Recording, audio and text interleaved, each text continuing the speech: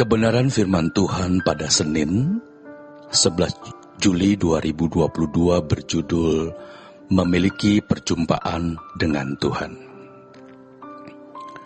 Bapak, Ibu, Saudara sekalian, di dalam agama-agama Samawi, agama yang juga mempercayai adanya Allah yang Maha Kuasa, yang memberikan wahyu dalam kitab suci, yang diyakini sebagai firman Allah, yang percaya bahwa Allah akan membawa setiap orang kepada pertanggungjawab, mereka memiliki seremonial.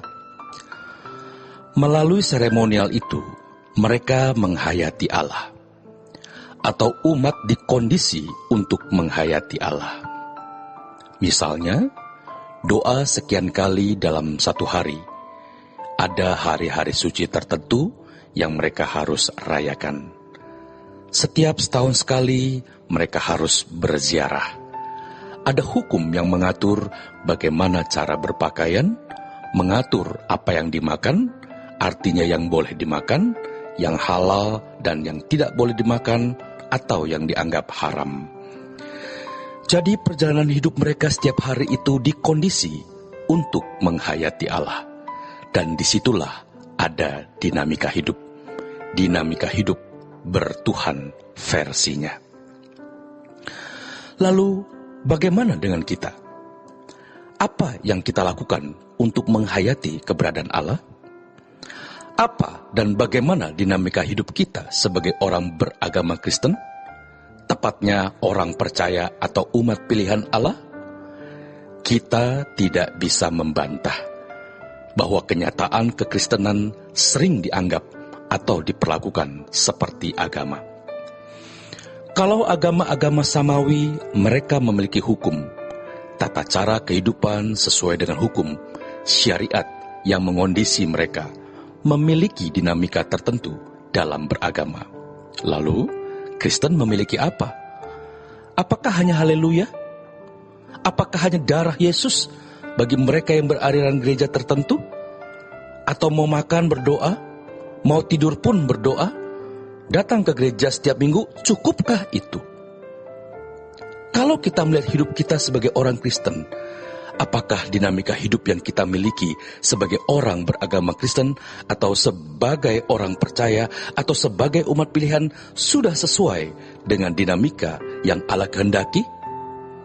Pernahkah kita mempersoalkan, Tuhan, dinamika hidupku ini sudah benar atau belum? Saudaraku, ada hal yang harus kita pelajari, yaitu riset atau diatur ulang. Tuhan meriset kita melalui pengalaman-pengalaman hidup, terutama yang menggoncangkan perasaan dan hidup kita. Seharusnya, satu-satunya hal yang kita mau capai dalam hidup ini adalah berkodrat ilahi. Seorang pelayan Tuhan yang mengalami perubahan secara terus-menerus, hidupnya pasti mengubah orang lain. Tidak mungkin khotbahnya stagnan. Kalimat nyanyikan nyanyian baru artinya bukan syairnya yang baru, tetapi pengalaman baru yang melahirkan syair yang baru.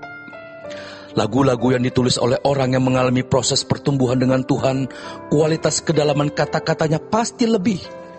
Sebelum berdiri di depan tahta pengadilan Allah, kita harus belajar untuk menghadap Tuhan setiap hari, agar kondisi batin kita diperiksa dengan benar. Pasti kita akan memiliki pengalaman-pengalaman yang tidak bisa diungkapkan kepada orang lain. Perjumpaan dengan Tuhan dalam doa itu mahal sekali. Dari perjumpaan dengan Tuhan di jam doa itu, kita akan bisa mengenali diri sendiri, bagaimana keadaan kita di hadapan Tuhan. Saudaraku, orang yang tidak memiliki perjumpaan dengan Tuhan, tidak mungkin memiliki takut akan Tuhan.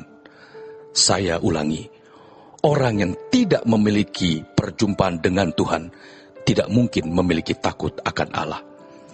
Takut akan Allah tidak bisa diformatkan dengan kalimat, tetapi harus dialami.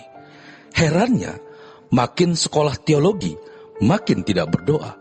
Kalau sekolah tinggi teologi hanya untuk mencari hidup, mencari uang, itu jahat. Kita harus tenggelam terus dengan kebenaran. Sebab ilmu bisa dibaca melalui buku. Kita boleh sibuk, tapi duduk diam di kaki Tuhan itu mutlak. Pasti berdampak, sehingga mengalami dinamika hidup bergaul dengan Allah. Setan itu lebih licik dan lebih jahat dari kita duga. Evil, wicked, cruel, jahat. Kita tidak bisa bergaul dengan Allah sementara kita masih memberi ruang bergaul dengan dunia. Maka jangan mendengar, jangan berdialog atau terlibat percakapan yang tidak perlu dan tidak melahirkan firman. Karena iman datang dari pendengaran oleh rema, bukan logos.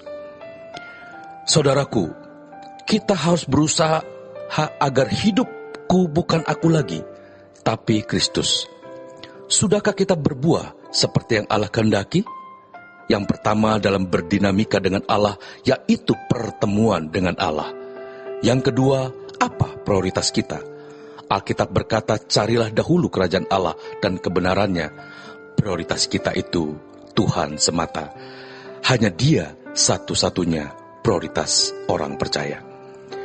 Betapa indahnya hidup dalam pengurapan Roh Kudus setiap saat. Artinya kita harus bergaul dengan Allah yang tidak murahan. Hamba-hamba Tuhan harus hidup dalam kepenuhan Roh Kudus supaya ada impartasi kepada jemaat. Bukan hanya pintar secara pengetahuan teologi, barulah berkhotbah bisa berdampak untuk dirinya dan jemaat. Selamat berjuang saudaraku. Tuhan Yesus memberkati.